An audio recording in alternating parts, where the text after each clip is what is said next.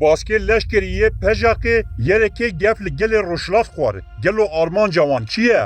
Rêxistina leşkerî ya ser bi pejaqê ve û li Rojhilatê Kurdistanê kar dike, daxuyaniyek belav kir û gef li gelê sivîl xwar. Di daxuyaniyê de kesên ku dişin çiyayê Zagrosê bi kuştinê hatin tehdîtkirin û hat gotin ku em ji geşedanên neyînî neberpisyarin. Pejaqê ji sala 2011 ve an ku ev 12 salin li dijî dewleta Îranê agirbest îlan kiriye. Lêbelê gefan li niştecihên çiyayên Zagrosê dike.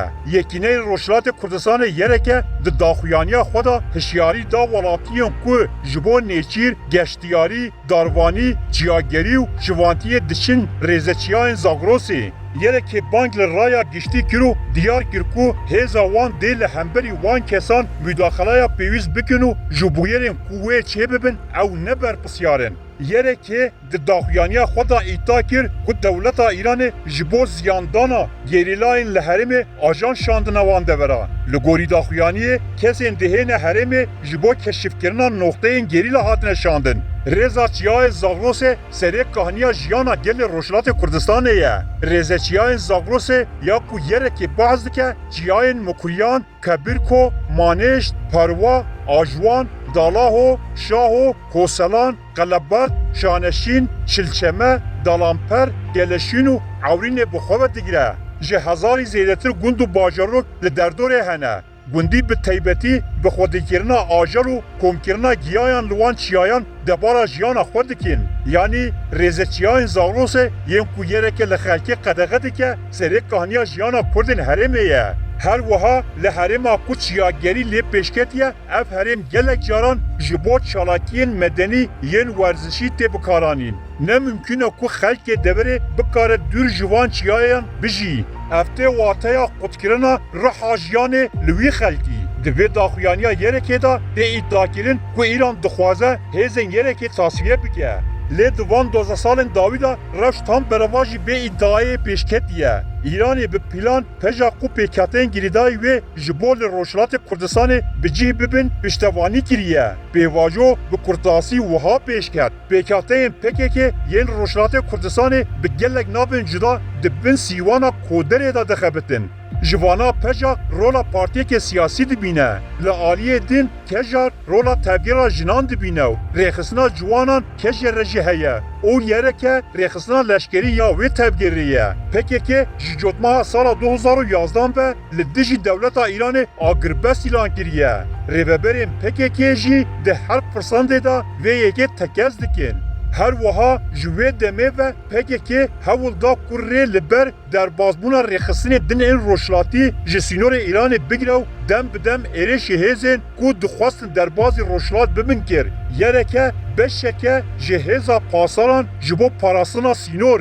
Di demekê da ku Rojhilata navîn di rewşa xwe ya herî aloza bû PKK agirbest li dijî dewleta Îranê ragihan û weke cerdebana pasewaniya sînorê Îranê dikin. Entegrebûna PKK ji bo ajendaya Îranê ya Rojhilata navîn bandorekê gelek neyînî li tevkoşîna Rojhilatê Kurdistanê kir. PKK ji bo ku gelê Rojhilatê Kurdistanê ku xwedî helwesta herî azadîxwaze ji xebatê dûr bixe hewl da ku şêlûbûnekê fikrî û siyasî di mejiyê wan da çêbike.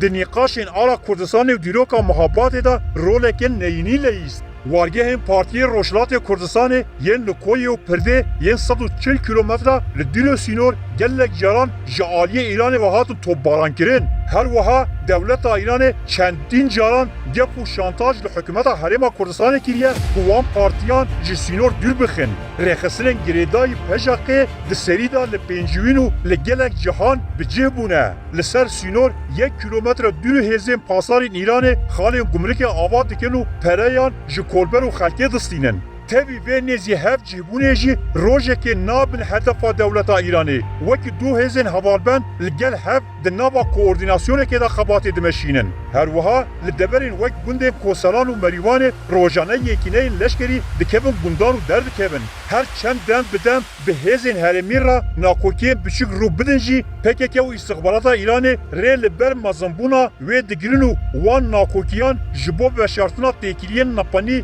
yên di navbera xwe de bi kar tînin. piştî ku Partiya Rojhilatê Kurdistanê ji sînor dûr ketin niha dewleta Îranê dixwaze ku pejak valahiyê li Rojhilatê Kurdistanê tijî bike ji ber ku gelê Îranê gelekî siyasî ye û gelekî bi siyasetê vekirî dayiye. İran hewl dide pejak bi her awayî li nava gel da îqame bike. Ji ber vê yekê pejak li her derê propagandaya xwe dike û dibêje partiyên din ji rojhilat vekişiyan îradeya wan tin ne tenê em li we xwedî derdikevin. Lê PDK Îranê û partiyên din li Rojhilatê Kurdistanê xwedî binyatek qewî ne. PKK tenê bi vê propagandayê nikare bandorê li ser gelê Rojhilat bike. Ji bo vê jî tenê propaganda têra gel nake. Dixwazim bi kuştinê jî bitirsînin û muhtacî xwe bikin. Ji ber vê matirsiyê gel bi awayekî normal bi yekîneyên herêmê yên yerekê û pejekê re dikevin têkiliyê û mecbûr dimînin ku destûra çoyîna çiya ji wan bistîne. Ji ber vê yekê yereke di rojên pêşiya me da wê çend gundiyên feqîr wek sîxur tawanbar bike û wan bikuje. PKK bi xwe sîxuriyê ji Îranê radike. İran pêdivînîne ku gundiyek jêr ra di derbarê PKK da sîxurî bike. Sîxurê herî mezin yê Îranê Cemîlbayê xe. Hemû berpirsên îtlaatê û wekî dost bi nav dikin û rêzê lê digirin. PKK û pejaqê li dijî dewleta Îranê pêvajoyek agirbestê daye dest pê kirin. Ev pêvajo ne agirbest e, di esasê xwe da piştgiriyekê ji bo Îranê. Di nava 12 salan da yek leşkerekî Îranê jî nehatiye kuştin. Bêja PKK behsa çi xebatên sîxuriyê dike.